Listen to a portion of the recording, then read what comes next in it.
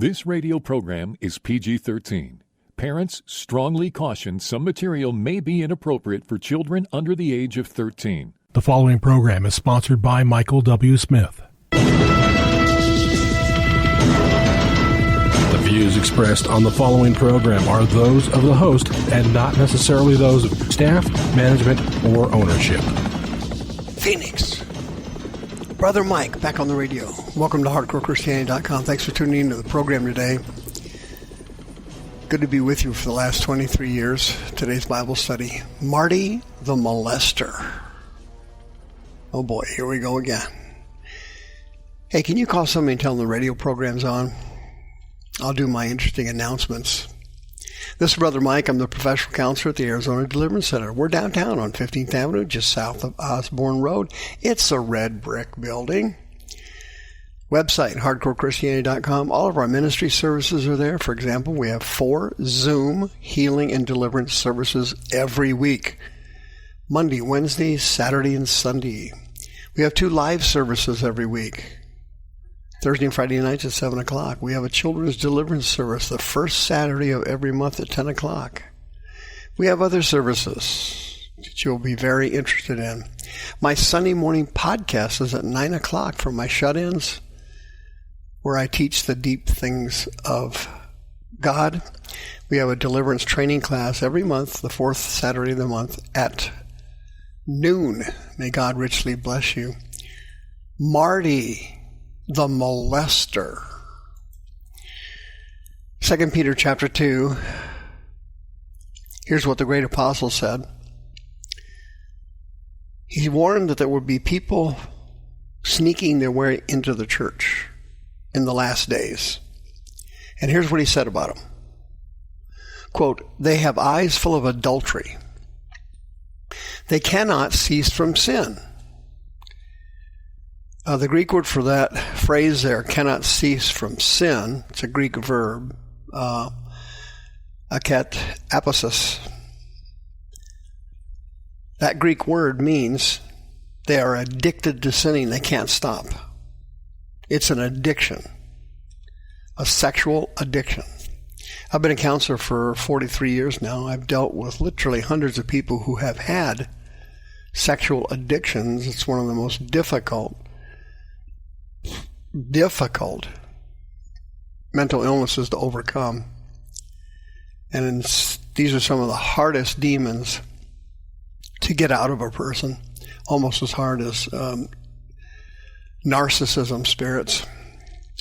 And then Peter said, they beguile unstable souls, is what he said in this verse, 2 Peter chapter 2. They beguile unstable souls. And he says their hearts have been exercised with covetous practices. And then it says they have cursed children which have forsaken the right way and gone astray. Boy, I don't know if you can imagine a better verse to describe America's dysfunctional family crisis. You'd be hard-pressed to beat this one. But they're addicted to sin. Like that rock song, Addicted to Love. It's even worse than that. Let me give you a couple of examples. In our society, people who become born-again Christians, shortly thereafter, many of them want to go into the ministry or feel called to go into the ministry. So they go to a Bible college or seminary and so on, or they could do a correspondence course or whatever process they take. They get a degree and then they enter their ministry somewhere with a church group, a religious organization, some kind of Christian clinic, whatever it is. But the thing that they failed to do was they never went through deliverance before they went into the ministry, and that becomes a nightmare on Elm Street. Here on HardcoreChristianity.com, 1010 AM Christian Radio, I have exposed dozens of these situations over the last 23 years. Literally dozens of them. And they're all caused by one thing. The minister who gets involved in the scandal and commits sexual perversion in the church was a minister who never went through deliverance and didn't get all the sexual perversion and lust demons out before they went into the ministry. And that is one of the major issues of why the current American church is a catastrophic failure. Check it out. Pastor Marty McDonald, who was the founder of the City Church in Batavia, New York, recently was accused of molesting a young girl many years ago. 40 to be exact. The girl was only 12 when it happened. After all these years, she finally comes out with a story that she had been molested as a child. And Pastor Marty denied the allegation, said it never happened. It happened decades ago, and he said that she's making it up. It's not real, and it did not happen. Okay, that's kind of a normal scenario. Happens a lot.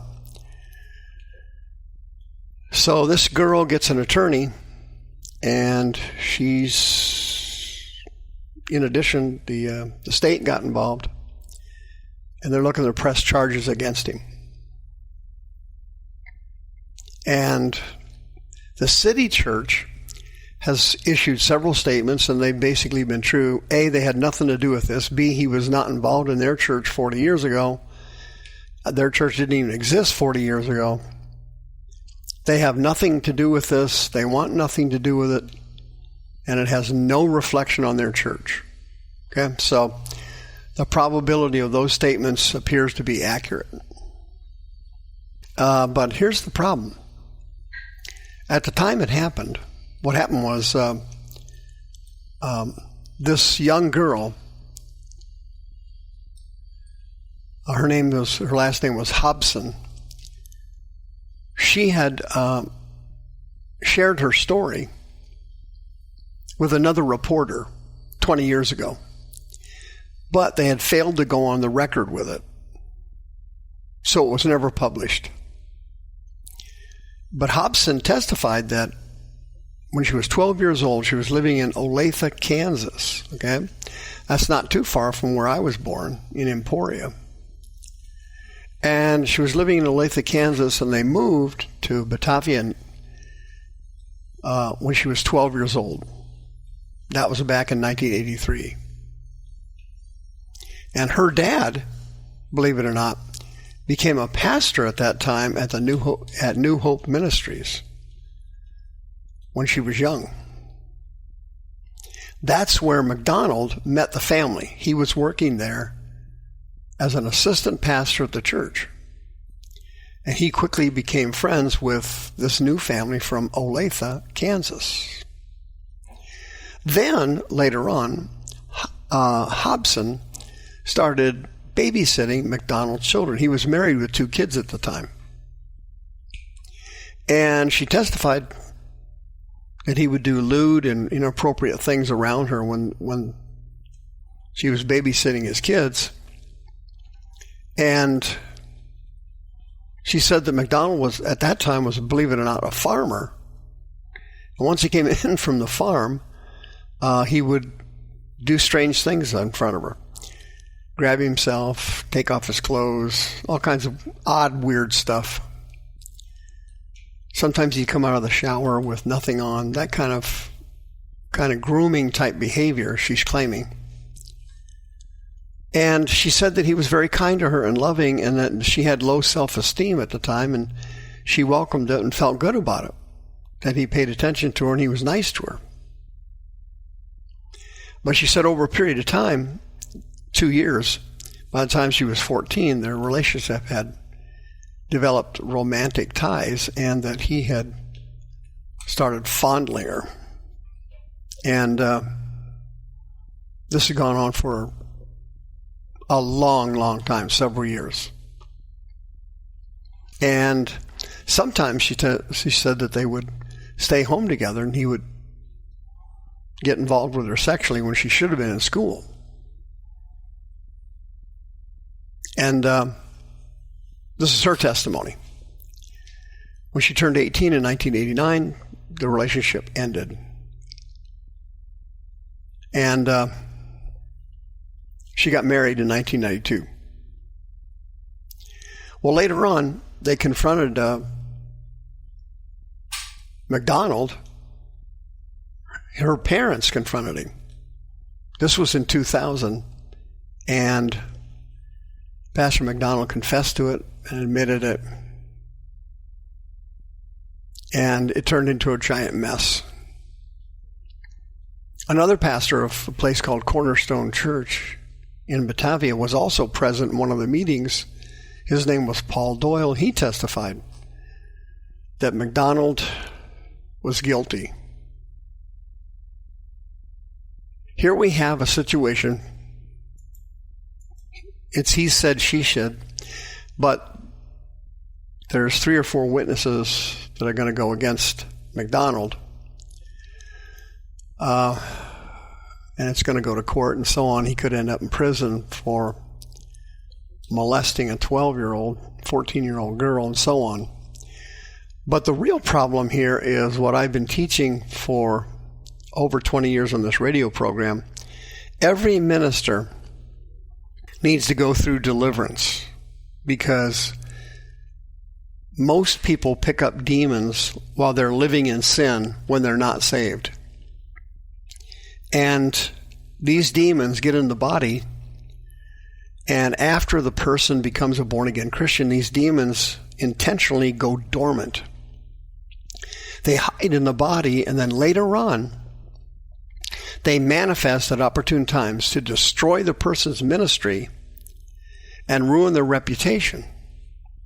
And it happens over and over and over again, and I've highlighted literally dozens of these cases on this radio program over the last 23 years, if you've been with me that long.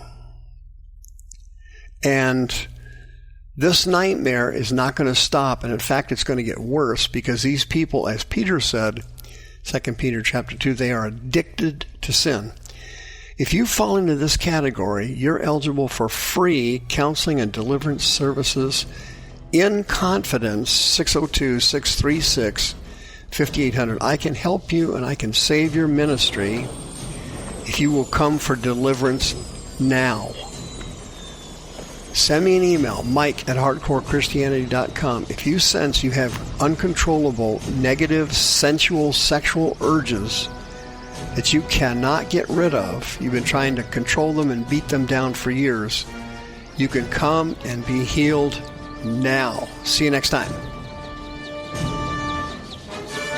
The views expressed on this program are those of the host and not necessarily those of staff, management, or ownership.